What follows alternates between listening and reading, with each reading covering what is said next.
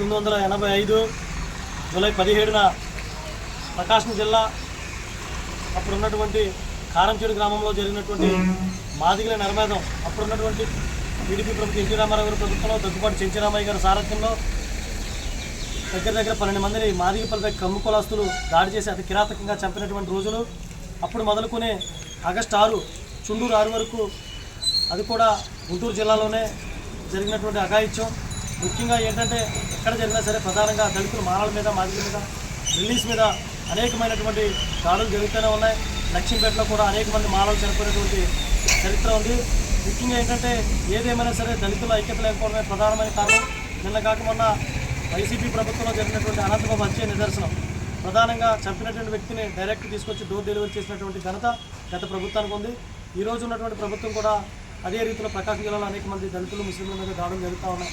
ఏది ఏమైనా సరే ఏ ప్రభుత్వం వచ్చినా మొట్టమొదటిగా బలైపోయేది దళితుల మీద. అది మాలపల్లి, మాదిపల్లి మీద దాడి జరుగుతూ ఉంది. అగ్రవర్ణాల మీద ఎక్కడా కూడా దాడి జరగదు. ముందు చైతన్యవంతవలసిన దళితులని తెలియజేస్తూ ఉన్నాం.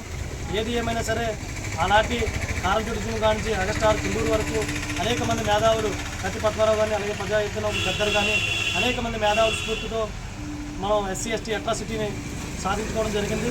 అందులో భాగంగానే ఈరోజు SC/ST చట్టాన్ని కూడా నిర్వీర్యం చేస్తున్న ఈ ప్రభుత్వాలు. SC/ST కేసు పడితే దాన్ని నీరుగార్చే విధంగా ముద్దాయిని గతంలో అరెస్ట్ చేసేవారు. ఈరోజు స్టేషన్ బెల్ ఇవ్వడం జరుగుతూ ఉంది. దాన్ని కోరలు బిగించి ఏదైనా SC/ST కేసు కడితే వితిన్ సెకండ్లో అరెస్ట్ చేయాలని మేము డిమాండ్ చేస్తూ ఉన్నాం. ఏది ఏమైనా సరే కారంచేడు నుంచి చుండూరు వరకు జరిగినటువంటి నరమేధాల్లో కుల నిర్మూలన పోరాట సమితి రాష్ట్ర కమిటీలో తీసుకున్నటువంటి భాగంగా ఆగస్టు 6 వరకు కూడా గ్రామాన జరిగినటువంటి ప్రజా చైతన్య కార్యక్రమంలో ఈరోజు ముగింపు సభగా నిడదవోలు మండలం సంచూరు గ్రామంలో జరుగుతూ ఉంది. దీనికి ప్రధాన ఉద్దేశం ఏంటంటే దళితులు చైతన్యవంతం చేయాలి. ఎక్కడ జరిగినా సరే మాలపల్లి, మాదిపల్లి మీద SC/ST, BC మైనారిటీల మీద దాడులు జరుగుతున్నాయి. అది కేంద్ర ప్రభుత్వం కావచ్చు, రాష్ట్ర ప్రభుత్వం కావచ్చు, ఏది ఏమైనా సరే ప్రధానంగా మన మీదే దాడులు జరుగుతున్నాయి. మనం చైతన్యం అవ్వకపోతే ఏది జరగదని తెలియజేస్తున్నాం.